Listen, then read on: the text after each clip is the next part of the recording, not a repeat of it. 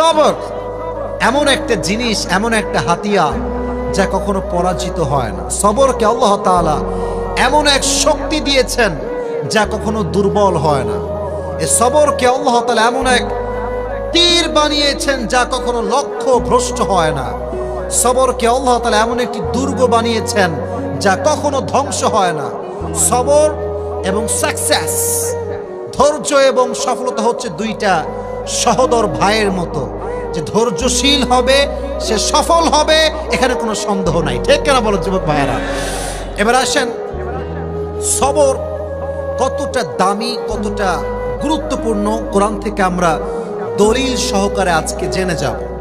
তবে এখানে নলেজের পরীক্ষা দেওয়া লাগবে, কতটুকু আপনি জানেন, কতটুকু আপনি knowledgeable person about Islam. I would like to test you man, একটু পরীক্ষা করব। একজন নবী ছিলেন যিনি লম্বা সময়, প্রায় 18 বছর, কোথাও আসছে 12 বছর, রোগে আক্রান্ত ছিলেন, পুরো দেহে পচন ধরেছিল। নাম কি? আইয়ুব আলাইহিস সালাতু ওয়াস সালাম। তার কথা কোরআনে আছে না নাই? একটু বলেন না কেন, আমাকে সাপোর্ট দেন, অ্যাপ্রিশিয়েট করেন। আছে না নাই? আছে। দেখেন যুবকেরা, মুরব্বী, আব্বাজানরা, মায়েরা, বোনেরা, দোয়ার মাঝেও কিন্তু একটা আর্ট আছে। অনেকে দেখবেন দোয়া যখন করে, ও কি দোয়া করছে নাকি দড়ি পেঁচাইতেছে বোঝা খুবই মুশকিল হয়ে যায়। কথা ঠিক আছে না যুবক ভাইয়ারা? দেখবেন এইদিকে তাকান, আমি একটু অ্যাক্টিং করে, এই মানি ব্যাগ কিন্তু চলে আসছে ভাই, তাকবীর দিবেন না? লিল্লাহি তাকবীর। ওয়ালেটটা আমি এখানে রাখলাম, দেখি আজকে ওয়ালেট থেকে টাকা বের করতে পারে। না বের করতে পারলে আমার লাভ, কোনো প্যারা নাই, চিল। আর যদি বের করতে পারেন, আমি আজকে আপনাকে দিব টাকা। আজকে রাজি আছেন তো ইনশাআল্লাহ? তো বলছিলাম, অনেক লোক দেখবেন সালাম ফিরায় দেয়, দোয়া করে। আছে না? আছে না? আছে না? এই যে এমনে একটু দড়ি পাকাইছে না, দোয়া করতেছে, এটা আল্লাহই ভালো জানে। এটা কোনো দোয়া হইলো? এমনি দড়ি পাকায়, কি যে কয় হে নিজেও জানে না। দোয়ার নাম এটা, দোয়া নয়। যখন আইয়ুব আলাইহিস সালাতু ওয়াস সালাম 18 বছর রোগাক্রান্ত ছিলেন, তার পা থেকে শুরু করে পেট সব পচন ধরেছে। যখন জবান পর্যন্ত সেই পচন ক্রিয়াটা চলে এসেছে, আইয়ুব বলছে, আল্লাহ এতদিন সব নষ্ট হয়েছে, কিচ্ছু বলি নাই, কোনো অভিযোগ করি নাই, কিচ্ছু বলি নাই, বাট যে জবান দিয়ে তোমার জিকির করি, সেই জবান যদি নষ্ট হয়ে যায়, এটা আমি আইয়ুব কখনো মানতে পারবো না। সুবহানাল্লাহ পড়েন সবাই। এবার আইয়ুব আলাইহিস সালাতু ওয়াস সালাম ডাক দিয়ে বলছে, আল্লাহ আন্নী মাসসানিয়াদ দুররু ওয়া আনতা আরহামুর রাহিমিন। ও আল্লাহ, আমি ক্ষতিগ্রস্তের মাঝে শামিল হয়ে গিয়েছি, আর সবচেয়ে দয়াময়, মায়াময় একজন আওয়াজ দিয়ে বলেন তো তিনি কে? দোয়ার সিস্টেম দেখেন কি সুন্দর সিস্টেম। আল্লাহ, আমি বিপদে পড়ছি, আর তুমি না দয়াময়, তুমি না মায়াময়, তার মানে হচ্ছে আল্লাহ তুমি আমাকে বিপদে দেখবা আর বিপদ থেকে উদ্ধার করবা না, এটা তো কখনো হইতে পারে না। সুবহানাল্লাহ পড়েন সবাই। আল্লাহ বলছে, আইয়ুব আর কোনো টেনশন নাই। ফাস্তাজাবনা লাহ। আল্লাহ সঙ্গে সঙ্গে আইয়ুবের দোয়াকে কবুল করলেন এবং তার কুদরতি আদেশে আইয়ুবের পুরো দেহটার যে পচন ক্রিয়া ছিল, সে সঙ্গে সঙ্গে সুস্থ হয়ে গেল। সুবহানাল্লাহ পড়েন। তাহলে যখন অসুখ আসবে, অভিযোগ কইরেন না যে আল্লাহ তুমি আমারে কেন দিলা। কিছু লোক আছে কয় যে আল্লাহ কি কাউরে পায় না, খালি আমারই কি পায়? বলেন বলেন বলেন বলেন। দুনিয়া থেকে আমি আছি, সব কষ্ট আমার উপরে, কেন কেন কেন কেন বলা যাবে না। যা হয় আল্লাহর পক্ষ থেকে হয়, আর এটা আমি মুসলিম হিসেবে বিশ্বাস করি।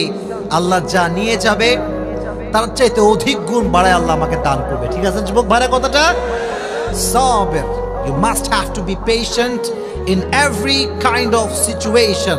যত যা ঘটে যাক, জবানে একটা মুচকি হাসি রাখবেন, দেখবেন আপনার মতো সুখী আল্লাহর আকাশের নিচে আর কেউ হইতে পারবে না। সুবহানাল্লাহ পড়লেন না?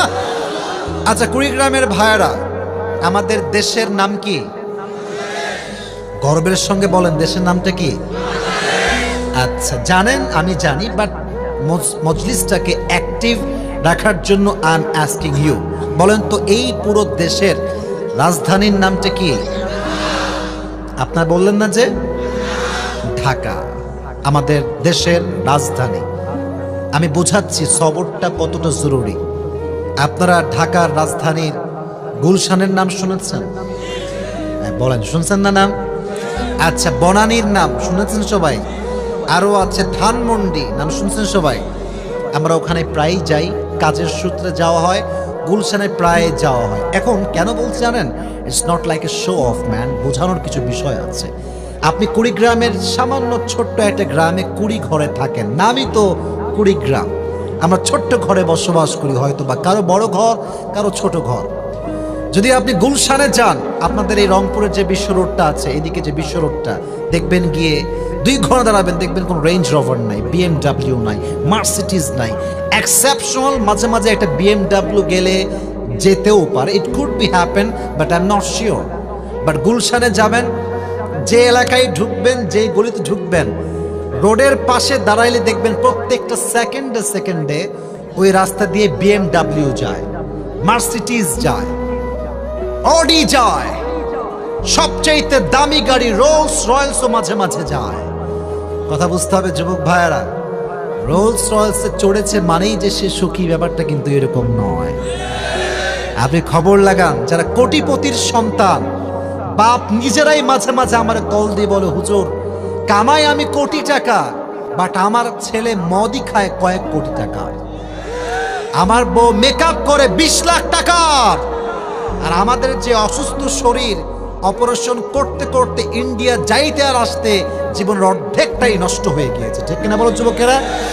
আর কুড়িগ্রামের একজন যুবক বা মুরব্বী হয়তো বা সরকারি চাকরি করে না, খেতে কাজ করে, নর্মাল জব করে, বা দোকান আছে ছোট্ট একটা, কামায় কম, বাট দ্যাটস হালাল, দ্যাটস নট হারাম ম্যান। হালালের সংখ্যা অলওয়েজ কম হয়, বাট এর সুখটা অফুরন্ত হয়। হারামের সংখ্যা অলওয়েজ আধিক্যতায় সবচেয়ে বেশি হয়, বাট এর সুখটা মাত্র সাময়িকের জন্য হয়। অতএব don't complain, whatever you have, think about that.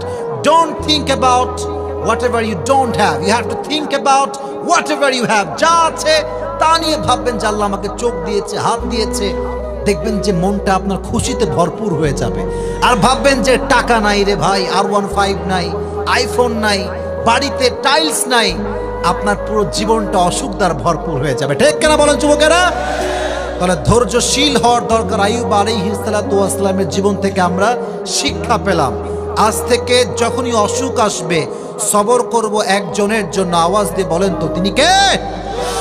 1 number কোরআন থেকে দলিল দিলাম যে অসুস্থ হলে ধৈর্যশীল হওয়া ছাড়া কোনো গতি নাই। এবার আসেন আর একটা এক্সাম্পল দিচ্ছি। এই পুরো পৃথিবীর একজন মহিয়সী নারী, জান্নাতি নারী, নবীজির প্রথম স্ত্রী ছিলেন তিনি। কে বলতে পারে নামটা কি? পেছন থেকে কোনো খুব জোরে জবাব দিয়েছে, সামনে জবাবটা জোরে হয়নি। নাম বলেন। নলেজে বসান। নবীজির প্রথম স্ত্রী যিনি ছিলেন, তিনি কি সিঙ্গেল ছিলেন না ডিভোর্সড ছিলেন? ডিভোর্সড ছিলেন। তার নাম ছিল কি? খাদিজা। এদিকে তোমরা যে কেন ঠিক হচ্ছ না ডানের ভাইরা, এখন আমি বুঝলাম না। ইয়ার এ কে বাজে, বুঝলাম না ব্যাপারটা। এতবার বলছি এদিকে তাকাও, একটা কোনো সাউন্ড এদের মাঝে নাই। শুরু থেকে চুপচাপ এরা বসে আছে, তোমরা কেন সাউন্ড করছো বারবার? এত সুন্দর প্রত্যেকটা আয়াত ভিত্তিক কথা বলছি, তাও যে সাউন্ড করো, এটা মনোমায় নষ্ট করে দেয়। প্লিজ কেউ কোনো প্রকার কোনো সাউন্ড করবেন না, এটা মাইন্ডসেট ক্লিয়ার করে তাকবীর দেন। লিল্লাহি তাকবীর। নবীজির প্রথম স্ত্রীর নাম ছিল খাদিজা। উনি যখন প্রথম বিয়ে করেন, প্রথম ঘরে একটি সন্তান হয়, তার নাম হচ্ছে হিন্দ। বিয়ের পরে সন্তান হওয়ার পরে যখন স্বামী মারা যায়, একমাত্র মেয়েই বোঝে যে স্বামী হারাইলে কি পরিমাণ কষ্ট এবং যন্ত্রণা সহ্য করতে হয়। ঠিক কিনা বলো? প্রথম স্বামী মারা যায়, খাদিজা শি ওয়াজ পেশেন্ট। আল্লাহ তুমি নিয়েছো, আমি খুশি, যাও, ধৈর্যশীল। Second time she got married again, আবার বিয়ে করলেন ধৈর্যশীল হয়ে। সেকেন্ড হাজব্যান্ড আবার হি হ্যাজ গন, চলে গেল আল্লাহর কাছে। খাদিজা অবাক, কিরে সমস্যা কি আমার না আমার স্বামী? যারেই বিয়ে করি সেই চলে যায় আমাকে রেখে কবরের দুনিয়াতে। মনটা প্রচন্ড খারাপ। এইভাবে বিয়ে করতে করতে যখন স্বামী মারা যায়, লাস্ট টাইম তিনি নিয়ত করলেন, তাকাররা খাদিজা আন্নাহা লান তাতাযাওয়াজা মাররাতান উখরা, তিনি নিয়ত করলেন যে তিনি she will never ever get married again. This was the last one. এটাই শেষ বিয়ে, আর জীবনে বিয়ে করব না। তবে হ্যাঁ, যখন আল্লাহ আমাকে উত্তম জীবন সঙ্গী দান করবে তখনই আমি আল্লাহর উপরে ভরসা করে আবারও বিয়ে করব। সুবহানাল্লাহ পড়লেন না? ভেঙে গেছেন আবার দাঁড়িয়েছেন, ভেঙে গেছেন আবার দাঁড়িয়েছেন। যারা ব্যবসা করো যুবকেরা বা ব্যবসায়ী হওয়ার চিন্তা করো, তোমার 10 লাখ টাকা মাইর যাবে, 20 লাখ টাকা মার যাবে, বাট মাথায় রাখবা ভেঙে গেলে হবে না, আবার দাঁড়িয়ে যাও, আল্লাহ তোমাকে আবার সুঠাম দেহের অধিকারী বানাই দিবে। ঠিক কিনা বল? তোমার মাজাকে আল্লাহ শক্তি করে দিবে, শক্তিশালী করে দিবে। তো তিনি দীর্ঘ লম্বা সময় একা একা জীবন পার করলেন, কোনো লাইফ পার্টনার তার জীবনে ছিল না, একা জীবন, বড় কষ্টের জীবন। বাট তার বাবা ছিল মক্কা এবং মদিনায় সবচেয়ে বিগেস্ট বিজনেস ম্যাগনেট, তার মতো ধনী ব্যবসায়ী দ্বিতীয়টা আর কেউ ছিল না। সুবহানাল্লাহ পড়েন সবাই। কিন্তু বাবাও স্বামীর পরে মারা গেল, বাবাও নাই, স্বামীও নাই, কেউ নাই, খাদিজা একা, একা একজন মেয়ে। মায়েরা please concentrate, pay your attention, একটু মনোযোগ দেন। খাদিজার মতো একজন নারী পুরো পৃথিবীতে একা, লক্ষ কোটি টাকার বিজনেস বাবার ছিল, তিনি সমস্ত কিছুকে বাদ দিয়ে নিজে একা সংগ্রাম শুরু করলেন, নিজেই কোটি টাকার বিজনেস সামলাতে শুরু করলেন। সুবহানাল্লাহ তো আসতে কেন আপনাদের সবার? লাখ টাকার বিজনেস না কোটি টাকার বিজনেস? কোটি টাকার বিজনেস, কিন্তু কোনো অহংকার ছিল না। আর আজকালকার মেয়েরা ফুড ব্লগিং করে, কয়েক টাকা কামায়, আর লাইভে এসে তার স্বামীকে গালি দেয়। বুঝলে বুঝপাতা, না বুঝলে বুঝে শুনে কথা বলবেন। যেই মেয়ে সামান্য কয়েক টাকা কামাই করে স্বামীকে তার ব্যক্তিত্বে আঘাত দিয়ে কথা বলে, সে খাদিজার চরিত্রবান এখনো হতে পারে নাই। আর যেই মেয়েগুলো অনলাইনে বিজনেস করেন, to be honest with you যুবক ভাইরা বলছি, যেই মেয়ে নিজের দেহকে প্রদর্শন করে ফেসবুক থেকে টাকা কামাই করে, তার টাকাটা কখনো হালাল টাকা হইতে পারে না। যেখানে তোমার দেহ প্রদর্শনটাই হচ্ছে তোমার earn money source, so how come it halal? এটা কেমনে হালাল হইতে পারে? আমার দেহ দেখে আমি ইনকাম করব, আমার সম্মান বিক্রি করে আমি টাকা উপার্জন করব, এটা কখনো প্রকৃতপক্ষের ব্যক্তিত্ববোধ নারীর কোনো কাজ হতে পারে না। ঠিক কিনা বলেন? এটা খুব সমস্যার বিষয়। তো কোটি টাকার বিজনেস সামলেছেন, কখনো কোনো অহংকার দেখান না। এবার আসেন, ধৈর্যের পরিচয় কি ছিল, ধৈর্যের ফলাফল কি ছিল খাদিজার জীবনে? একটু মনোযোগ। একদিন তিনি ঘুমিয়ে আছেন, রাতের আধারে তাহাজ্জুদের নামাজের সময় স্বপ্নে দেখছেন পুরো রাত আকাশটা অন্ধকার, চতুর্পাশ আমাবস্যার রাত, কোথাও কোনো আলো নেই, অন্ধকার। স্বপ্নে দেখছেন খাদিজা চাঁদের দিকে তাকিয়েছেন, চাঁদ। যখনই চাঁদের দিকে তাকিয়েছেন, চাঁদটা খাদিজার বুকের দিকে আকাশ থেকে নামতে শুরু করেছে।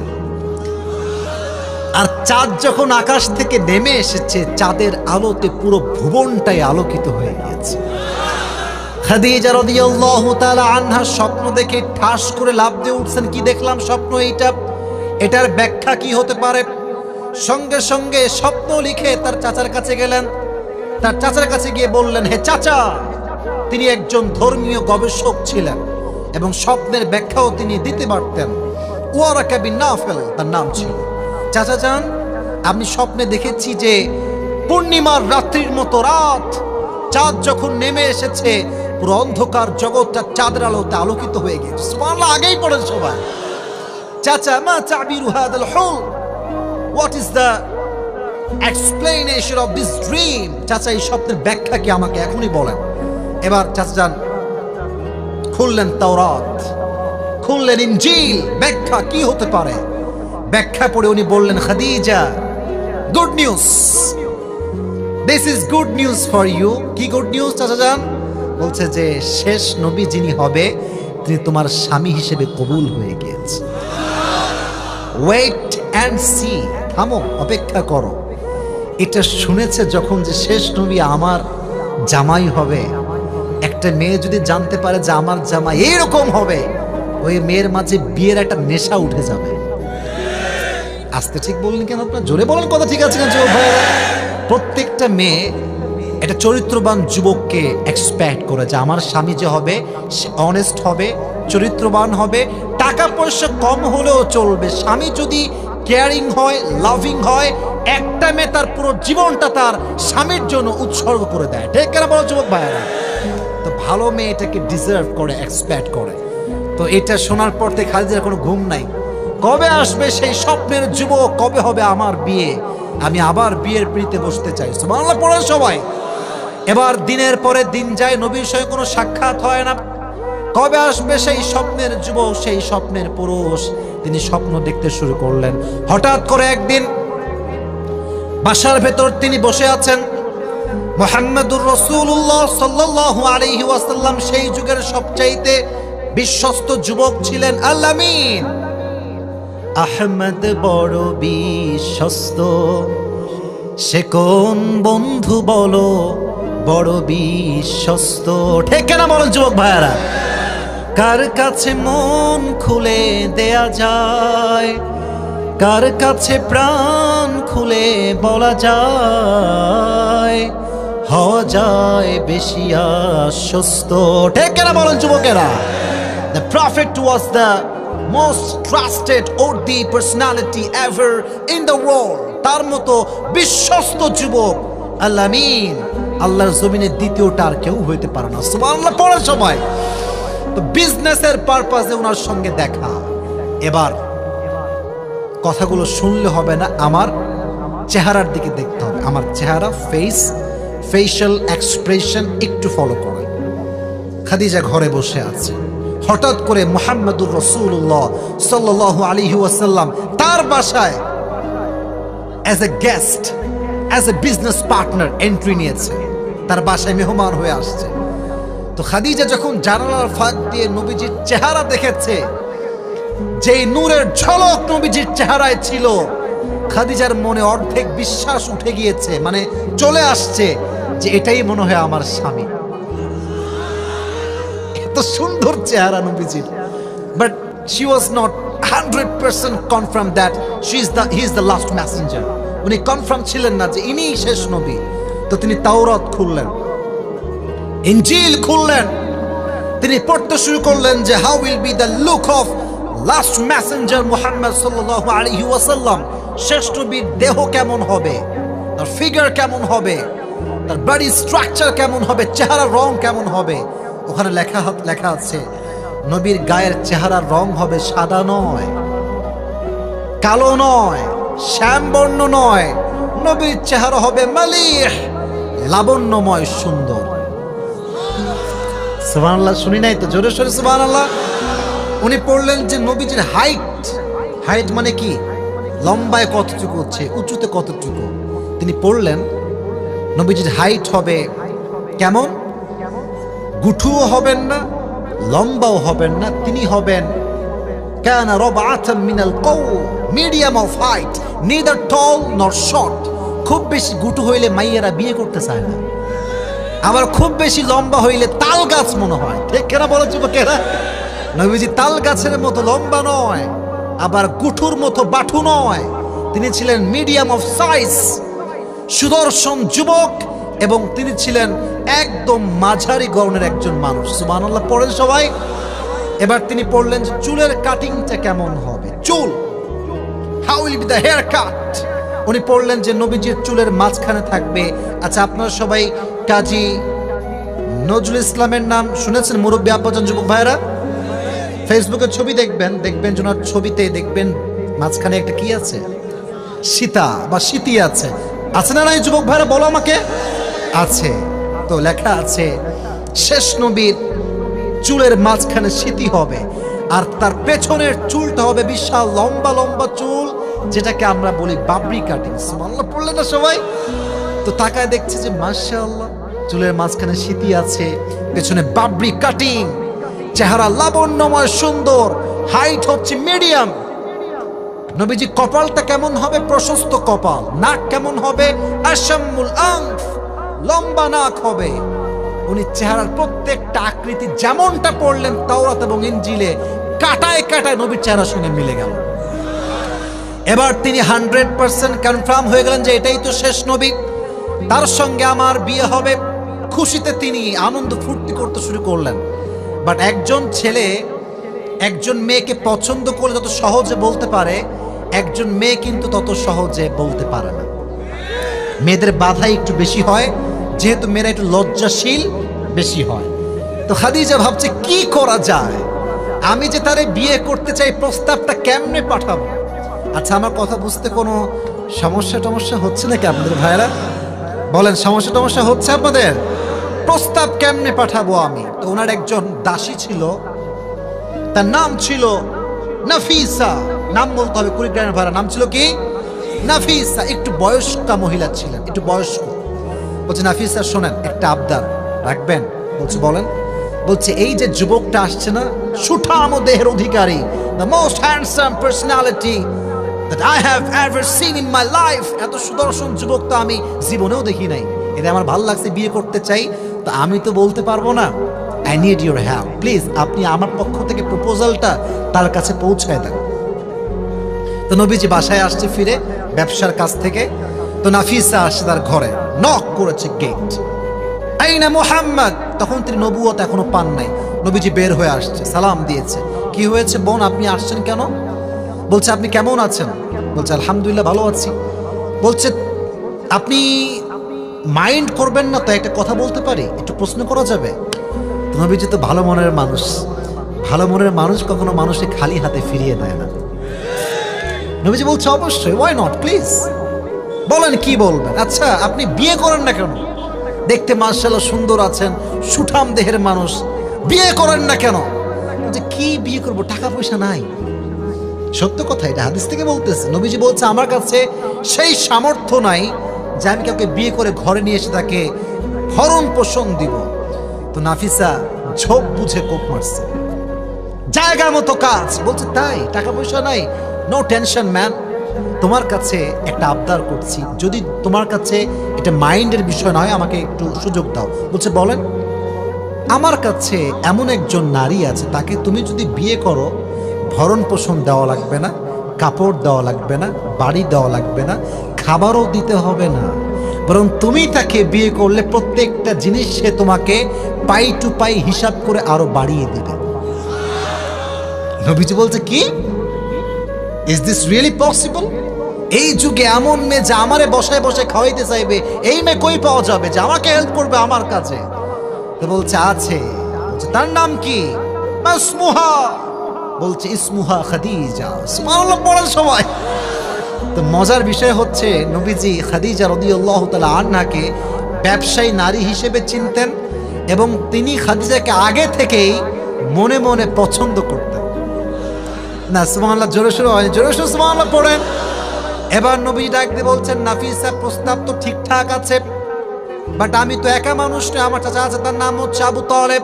সে যদি এগ্রি হয় তাহলে আমিও রাজি আছি।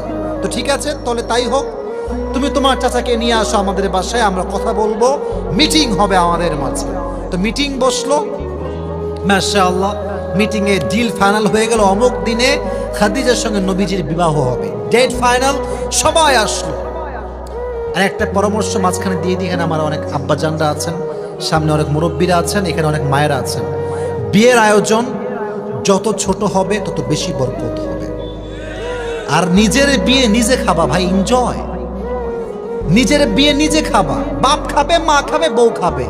আর বাহির থেকে যত লোক আনবা, কলিজাটা বের করে খাওয়াবা, বলবে নুন কম হয়েছে, মন পাবা না। तो बोलबा जे तुम्हें अलविदा यार, हम तो हमारी शादी खुद ही खाएंगे और किसी को नहीं खिलाएंगे। ठीक है ना, बोलो चमकेरा নিজের বিয়ে নিজে খাবেন, শিক্ষা দেখেন। তো নবীজি মাত্র 2 জনকে নিয়ে গেছে, বলেন কয়জন? আর ওদিক থেকে আসছে আমর বিন আসাদ, আর এসেছেন ওয়ারাকা বিন নাফিল। মাত্র 10-15 জন মিলে বিয়ের একটা আয়োজন। এবার বিয়ের মোহর কি হবে? আবু তালেব ডাক দিয়ে বলছে, খাদিজা, তোমাকে আমার ভাতিজার পক্ষ থেকে তোমাকে আমি মোহর দিব মাত্র 20টা উট। যুবক ভাড়া বলেন, কয়টা উট? 20টা। দিস ইজ ইয়োর মোহর, নাও এইটা তুমি গ্রহণ করো। খাদিজা গ্রহণ করলেন। যখন কবুল হয়ে গেল, কালেমা হয়ে গেল, বিয়ের ওয়ালিমা কি হবে, কারে কি খাওয়াবে। লোকজন তো ভালোই চলে আসছে খবর পেয়ে, আরো কিছু লোক আসছে, আত্মীয়রাও আসছে। খাদিজার মন এটা এত ছোট নয়, বিশাল বড় মন। বলছে 20টা উট যে আমাকে মোহর দিয়েছে, এই 20টা উট মেহমানদের মেহমানদারি করবার জন্য জবাই করে ফেলো। জবাই করা হলো, খাওয়া দাওয়া হলো, সব শেষ। এবার আসেন আমার মূল মেসেজ আপনাকে ঢুকাই দেই। যখন মূল মেসেজ দিচ্ছি মনোযোগটা ঠিকঠাক রাখতে হবে। বাসর রাত, নবীজি আসছেন, খাদিজা আগেই বসে আছেন খাটের উপরে। নবীজি আসছেন, খাদিজা বসে আছেন। নবীজিকে খাদিজা সালাম দিলেন। প্রথমে কুশল বিনিময় হলো, কথাবার্তা হলো। তো নবীজি খাদিজা বলছে, আপনি জানেন যে আপনাকে আমি কিসের বিনিময়ে পেয়েছি? নবীজি বললেন, কিসের বিনিময়ে আপনি আমাকে পেয়েছেন? উনি বললেন, আমি সবরের বিনিময়ে আপনাকে আমি পেয়েছি, ধৈর্যের বিনিময়ে পেয়েছি। মানে কেন, কেমনে? বলছে, আমার স্বামী সব মারা গেছে, তা আমি নিয়ত করেছিলাম যতক্ষণ পর্যন্ত আপনার মতো কাউকে না পাবো আমি ধৈর্যশীল হব। আমি কোনো জেনা করব না, আমি কোনো রিলেশনশিপ করব না, আমি কোনো হারামে যাব না। আমার ধৈর্যের বিনিময়ে আল্লাহ তাআলা শেষ নবীকে আমার স্বামী হিসেবে কবুল করে ফেলেছেন। সবর, সবর। You must have to be patient until you get the perfect life partner. যতক্ষণ তুমি তোমার আসল জীবন সঙ্গিনী খুঁজে না পাচ্ছ, সিঙ্গেল থাকবা। আর যদি কেউ বলে তুই সিঙ্গেল কেন রে ভাই, বলবা পাইনি তাই সিঙ্গেল। তোর যে সমস্যা হয় তুই আইনা দে, আমি এখনই বিয়ে করব। এই কথাটা বুঝবেন, এটা ঠিক বেঠিক বললে কিন্তু ঠিক হয় না। যেই বলে বিয়ে করো না কেন রে, কি সমস্যা, কত ভিতরে সমস্যা নাকি, লাইট ভিতরের সমস্যা তো কি, তো কে বলছে কথা, ওকে ডাকবেন। তো কে বলছে, বলবে যে এমনি বললাম ভাই, মজা করছি। বলছে এরপর থেকে মজা না, সোজা বউ নিয়ে আসবি আমার মন মতো, তোর সামনে আমি কবুল করে বিয়ে করবো। ঠিক আছে যুবক ভাইরা, তুমি বেটা বউ খুঁজে দিবা না আর বেশে তুমি ঝাড়ি মারবা আমার উপরে, কানের উপর লাগা ঠিক করে দেওয়া লাগবে। ঠিক কেন বলেছে? কিছু লোক আছে দেখবেন যে, কিরে তুই বুড়া হয়ে গেলি রে, তোর কবে বিয়ে হবে রে? তোর তো বিয়ে হবে না রে ভাই, অমুকের বিয়ে হয়ে গেল, তোর বান্ধবীর 2টা বাচ্চা হয়ে গেল, তোর বন্ধু বিয়ে করে সরকারি চাকরি হয়ে গেল, আর তোর কবে হবে? তোর কান ধরে বলবা তুই নিয়ে আসলেই আমার হবে। ও বলবে ভাই আমি পারবো না, আমার দ্বারা হবে না। তোর যদি না হয় চুপচাপ থাকবি, বেশি বাড়াবাড়ি করে তোর ঠ্যাং ভেঙে ফেলবে একেবারে। ঠিক কেনা বলছো? মেজাজটা গরম করে দেয় কিছু লোক, আর কি মেজাজটা গরম করে দেয়। আল্লাহ তাকে হেদায়াত দান করুন সকলে, পড়া আমেন। তাহলে জীবন সঙ্গিনী পাওয়ার ক্ষেত্রে সবরের দরকারটা যুবক ভাইয়েরা আছে না নাই? 2টা এক্সাম্পল দিলাম। এক হচ্ছে আইয়ুব আলাইহিস সালাতু ওয়াস সালাম, আর একজনের নাম কি? পুরস্কার পাওয়ার জন্য মাথায় রাখতে হবে, নামটা কি? খাদিজা। এবার আরেকটা প্রশ্ন, ব্রেইন অ্যাক্টিভ রাখেন। এটা তো ছিল ডিভোর্সড একজন মেয়ে যাকে নবীজি ভালোবেসে সম্মান করে বিয়ে করেছেন। আরেকজন স্ত্রী নবীজির ছিল, নবীজির মূল স্ত্রীর সংখ্যা ছিল হচ্ছে মোট 11টা। কয়জন? 11 জন। তার মাঝে একজন মেয়ে শুধুমাত্র কুমারী ছিলেন, ডিভোর্স ছিলেন না। বলেন, আপনারাই বলেন নামটা কি? এই বামের লোকরা কথা কয় না কেন ভাই? What is this? জোরে বলেন নামটা কি? আয়েশা রাদিয়াল্লাহু তাআলা আনহা। নবীজি তাকে বিয়ে করলেন। নবীজির বউ যেহেতু অনেক বেশি ছিল, তো যখন বাইরে কোথাও ঘুরতে নিয়ে যেতেন, লটারি সিস্টেম বোঝেন আপনারা সবাই? লটারি তুলনা মাঝে মাঝে লটারি, তো নবীজি লটারি করতেন। এদিকে তাকান, একটু এক্সাম্পল দিয়ে বোঝাই, যদিও বা চায়ের এখানে চা আছে। প্রত্যেকটা কাগজে কাগজে নবীজি নিজের স্ত্রীদের নাম লিখতেন। লিখে 1টা 2টা 3টা 4টা সব বউদের নাম একটা ছোট্ট বাটিতে রাখতেন। প্রত্যেক সপ্তাহে মাসে মাসে কাগজ তুলতেন, যার নাম উঠতো তাকে নিয়ে নবীজি আউটিংয়ে যেতেন, কক্সবাজার যেতেন, সমুদ্র সৈকতে যেতেন, নবীজিদেরকে নিয়ে সাজেক ভ্যালি যেতেন। মানে এটা মানে ওইটা বুঝেন না, মানে ঘুরতে যেতেন। সুবহানাল্লাহ পড়লেন সবাই? ঘোরানোর কথা বোঝাচ্ছি, ওটা আপনার সাজেক ভ্যালি আর বুঝেন না, কারণ নবীর যুগে সাজেক ভ্যালি এটা ছিল না, কক্সবাজার এটা ছিল না। তো নবীজি ঘুরতে নিয়ে যেতেন। তো একবার তিনি লটারি করলেন, প্রথমেই যার নাম উঠলো তিনি হচ্ছেন আয়েশা। সুবহানাল্লাহ পড়েন সবাই? তিনি ঘুরতে বের হলেন অনেক দূরে। আপনার সবাই পালকির নাম শুনছেন? কুড়িগ্রামের ভাইরা, পালকিতে ছড়ে আগে কি নিয়ে আসা হতো? কথা কয় না কেন? কি নিয়ে আসা হতো? মাশাআল্লাহ, আমার শ্রোতা পাওয়া গেছে, অডিয়েন্স মাশাআল্লাহ। কি নিয়ে আসা হতো? বউ। আগের যুগে পালকিতে চড়ে ঘুরতে নিয়ে যাওয়া হতো। এটাকে আরবিতে বলা হয় হাউদাজ। তো নবীজি আয়েশাকে হাউদাজে উঠালেন, চলো আমরা ঘুরে আসি। ঘোরাফেরা হয়ে গেল। যখন ফিরে আসবেন সফর থেকে, তো আম্মা জান আয়েশা একটু চিকন ছিলেন। চিকন মানুষ রিক্সায় উঠলে রিক্সা যখন প্যাডেল মারো বোঝে না যে পেছনে কেউ আছে কিনা। চিকন মানুষের শক্তি অত বেশি হয় না, খুব হালকা ভারী হয়, বেশি এটা ভারী হয় না। তো যখন আসবেন ফিরে, তখন তার প্রকৃতির চাপ দিয়েছে। উনি বললেন, এই থামো, আমাকে একটু সময় দাও। তিনি উট থেকে নামবেন, হাউদাজ থেকে। যখন প্রকৃতির ডাকে সাড়া দেওয়ার জন্য গেলেন, ওই সাহাবী যে উট ধরেছিল ও বোঝে নাই যে আয়েশা উঠেছে কি উঠে নাই, ও ভাবছে উঠে গেছে, ও নিয়ে চলে গেছে। এদিকে আয়েশা যখন প্রকৃতির ডাকে সাড়া দিয়ে আসছে, দেখছে কিরে উট নাই, সাহাবী নাই, কেউ নাই, পুরো মরুভূমির একটা এলাকা, কেউ নাই। উনি ভাবলেন যে আমি এখানে অপেক্ষা করি, আমার স্বামী আমার জন্য একজন লোক পাঠিয়ে দিবে। সুবহানাল্লাহ পড়লেন না সবাই? এবার আম্মা জান আয়েশা রাদিয়াল্লাহু তাআলা আনহা চাদর বিছিয়ে শুয়ে পড়লেন। ছোট্ট মানুষ, চিকন মানুষ চাদর বিছিয়ে শুয়ে পড়লেন। ওদিকে নবীজি আব্দুল্লাহ ইবনে মুআত্তাল রাদিয়াল্লাহু তাআলা আনহুকে বললেন, যাও তুমি নিয়ে আসো আয়েশাকে। যখন তিনি আসলেন, আয়েশা আসলেন, উনি ঘুম থেকে উঠে চাদর মুড়ি দিয়ে পর্দার সঙ্গে হাউদাজে বসলেন। আব্দুল্লাহ ইবনে মুআত্তাল দূর থেকে তাকে গন্তব্যস্থলে পৌঁছে দিলেন। কিন্তু দুঃখের বিষয় হচ্ছে মুনাফিকরা এটা দেখলো যে আয়েশাকে আব্দুল্লাহ ইবনে মুআত্তাল একাই নিয়ে আসছে সফর থেকে। মুনাফিকরা সুযোগ পেয়ে গেল। মুনাফিকদের সর্দার আব্দুল্লাহ ইবনে সালুল প্রপাগান্ডা ছড়িয়ে দিল, অপবাদ, যে আয়েশা অমুক সাহাবীর সঙ্গে জেনা করে তারপরে ফিরে আসছে। ছি ছি, এত আস্তে নাউজুবিল্লাহ বলুন আপনার সবাই, জোরে সোরে বলেন নাউজুবিল্লাহ। নবীর স্ত্রী কখনো চরিত্রহীন নারী হতে পারে? যুবক ভাইরা আমার, চরিত্রে একদম সোজা আঘাত আয়েশা। বাট দুঃখের বিষয় আয়েশা কিচ্ছু জানে না যে কি হয়েছে আমার সাথে। আয়েশা রাদিয়াল্লাহু তাআলা আনহা খোলা মনে ঘুরছেন শহরের ভেতরে। যখন তিনি বাবার কাছে গেলেন, তার বাবার নাম আবু বকর রাদিয়াল্লাহু তাআলা আনহু। বাসায় যাওয়ার পরে খবর আসলো, ও আয়েশা, তোমার নামে অনেক বড় একটা মিথ্যা অপবাদ দেওয়া হয়েছে, তুমি নাকি একজন সাহাবীর সঙ্গে জেনা করেছো। এটা শুনে আয়েশা আকাশ থেকে পড়ছে, আরে জেনার অপবাদ আমার উপর, আমি তো এরকম কিচ্ছু করি নাই আব্বা জান, আমি কিচ্ছু করি নাই। ইন দ্য মিন টাইম নবীজি আসছে, এসে বলছে, আয়েশা, যদি তুমি সত্যি জেনা করে থাকো আল্লাহর কাছে মাফ চাও, তওবা করলে ক্ষমা করে একজন আওয়াজ দিয়ে বলেন তো তিনি কে? ওই কই যায়, এই সাদা গেঞ্জি, বসো বসো, এদিকে আমার দিকে তাকান, আমার দিকে তাকান। এক দুইজনের ওয়াশরুম লাগতেই পারে, কারণ অলরেডি 12:30 বাজতে গিয়েছে। বাট আমাদের তো ওয়াদা আছে, আমরা ওয়াজ শেষও করব পুরস্কার নিয়ে, দোয়া করে, then we will go back to home ইনশাআল্লাহ।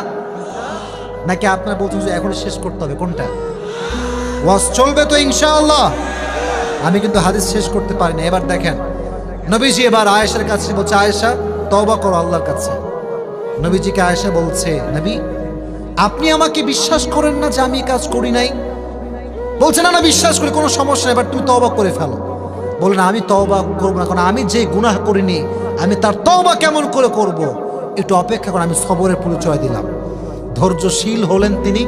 আল্লাহকে বলেন, আল্লাহ আমি তোমার উপর সবর ধারণ করলাম, তুমি ফয়সালার মালিক আল্লাহ, আমি কোনো জুলুম করি নাই, কোনো অন্যায় করি নাই। তিনি সবের হয়ে গেলেন। আল্লাহ তার চরিত্রকে প্রমাণ করবার জন্য, নিষ্কুলুষ প্রমাণ করবার জন্য নিজেই আরশে আজিম থেকে আয়াত নাযিল করে দিলেন। ইন্নাল্লাযীনা জাউ বিল ইফকি উসবাতুম মিনকুম লা তাহসাবুহু শাররান লাকুম। ও নবী, মুনাফিকরা আপনার কাছে আয়েশার ব্যাপারে মিথ্যা অপবাদ দেয়, আপনি এদেরকে সঠিক মনে করবেন না। মাথায় রাখবেন, মুনাফিক সব সময় মুসলমানদের চরিত্র নষ্ট করবার পায় তারা করে। ঠিক কিনা বলেন যুবক ভাইয়েরা?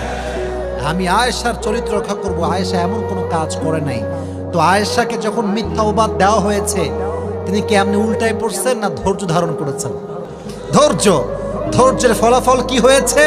আল্লাহ তার চরিত্রকে নিষ্কুলুষ প্রমাণ করবার জন্য নিজেই আয়াত নাজিল করে আয়েশার চরিত্রকে সুমহান মর্যাদা দান করেছে। সুবহানাল্লাহ পড়ায়।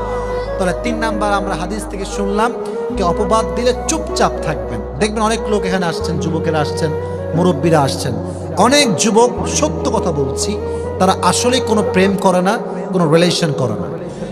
বাট বন্ধু বান্ধব বলে না তোর একটা গার্লফ্রেন্ড আছেই, না বলে ভাই নাই রে ভাই, বিশ্বাস করো, বিশ্বাসই করো না। তুমি বলবে একটা কথা, সব কথার জবাব দেওয়া লাগে না, কিছু কিছু জবাব ইয়ে তো ওয়াক্ত হি বাতায়েগা। কথা বলেন যুবক ভাইয়ারা, আমার কথা বলেন, কথা বলেন।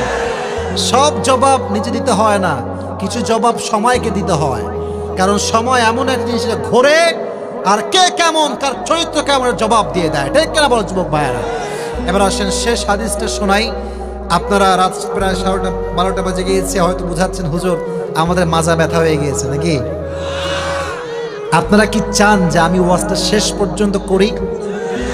তাহলে আমি দেখতে পাচ্ছি দুই একজন লোক ডান বাম হচ্ছে, I don't know why they are doing like this, but আমার একটা বিশ্বাস আছে এই যে ডানে বামের সামনে এখন 12টা বেজে প্রায় 15 থেকে 20 বাজে, এখন যারা বসে আছে এরা যে আমারে ভালোবাসে, কোরআনকে ভালোবাসে, এখানে কোনো দুই পয়সা সন্দেহ নাই। কারণ কুড়িগ্রামের ভাড়া একটা কথা বুঝবেন, concept that should be clear. আমি আসিফ অনেক ফেমাস হতে পারি, বাট আমাকে সবাই ওয়াজ শুনতে আসে না, কিছু লোক জাস্ট আমাকে এক পলক দেখার জন্য আসে। আর যারা ওয়াজ শুনতে আসে তারা দীর্ঘ লম্বা সময় ওয়াজ শুনে, দোয়া না করে তারা বাসায় ফিরে যায় না, ঠিক কিনা বলেন যুবক ভাইরা। তো এখন যা দাঁড়িয়ে আছে দেখেন, দাঁড়ায় আছে, ওরা প্রায় সর্বশেষ হাদিস বলছি, আমি ওয়াদা করেছি আমি আমার ওয়াজ শেষ করব, আমি শেষ করেই ছাড়ছি। দেখেন মাঝে মাঝে আমরা যারা আছি এখানে, maximum people we belong the middle class family. আমরা বেশিরভাগ যারা এসেছি সবাই মধ্যবিত্ত পরিবারের সন্তান, ঠিক কিনা? And we really proud to say that we are from middle class family. আমরা মধ্যবিত্ত পরিবারের সন্তান। পৃথিবীর কোনো আঘাত আমাদেরকে ভেঙে চুরে চূর্ণ বিচূর্ণ করার কোনো ক্ষমতা রাখে না। আমাদের মাজা অনেক শক্ত, আমরা দাঁড়াতে পারি। তো এবার বলেন তো, নবীজির একমাত্র কলিজার টুকরা মেয়ের নাম ছিল কি? এটা আমার শেষ হাদিস, নাম ছিল কি? ফাতেমা।